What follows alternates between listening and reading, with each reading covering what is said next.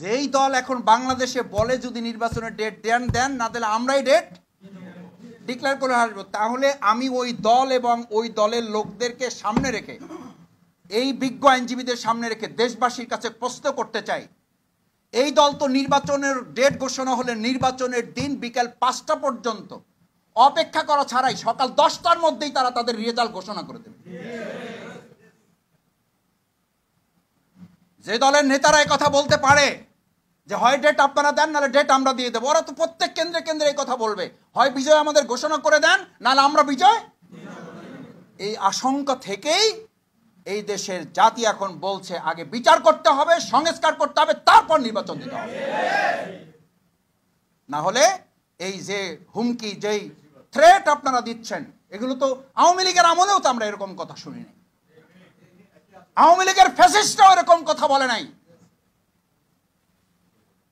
ওরা তো অন্তত সংবিধানের কথা বলছে, দোহাই দিছে, কোর্টের দোহাই দিছে, কিন্তু এত বাজে কথা মানুষকে বলে বিব্রত করে নাই। আপনারা বলেন বিব্রত, বিব্রত তো জনগণ। আপনারা বলেন আপনারা হতাশ, হতাশ তো জনগণ। জনগণকে আমরা হতাশ করছি। আমাদের এই সমস্ত অরাজনৈতিক এবং সংস্কৃতির বিপরীতে গিয়ে অপসংস্কৃতির রাজনীতি আমরা যে মানুষের সামনে প্রেজেন্ট করছি, এখান থেকে বাংলাদেশ জামাত ইসলামের আইনজীবী অঙ্গনকে মজবুত ভূমিকা পালনের মাধ্যমে দেশকে আমরা সংস্কার করবো ইনশাআল্লাহ। সেই সংস্কারের প্রথম ধাপই হচ্ছে নিজেদেরকেও গড়ে তুলতে হবে।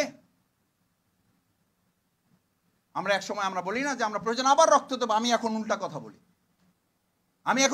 বলি, হ্যাঁ আল্লাহর দিনের জন্য যদি প্রয়োজন হয় আমরা রক্ত দেব, কিন্তু একটা দেশের রাজনৈতিক অবস্থা পরিবর্তনের জন্য, স্বৈরাচার পরিবর্তন করার জন্য, ফ্যাসিস্ট মোকাবেলা করার জন্য আর রক্ত দেব না।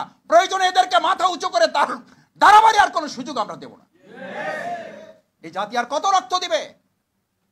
এদেশের তরুণ ছাত্র সমাজ, যুবক, মহিলা, বোন, আমাদের কলিজার টুকরা সন্তান, নিষ্পাপ সেই সমস্ত নবজাতকগুলোকে পর্যন্ত গুলি করে হত্যা করা হয়েছে। সেই জাতিকে, সেই দেশকে আর কতবার রক্ত দিতে হবে? কেন রক্ত দিতে হবে?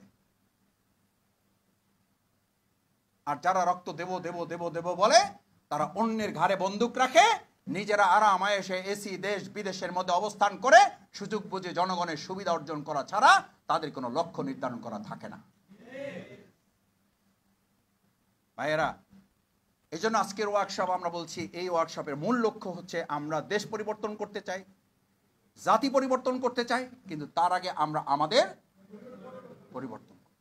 বাংলাদেশ জামাত ইসলামী এটার প্রতি কনসেন্ট্রেট করছে। আপনি আপনাকে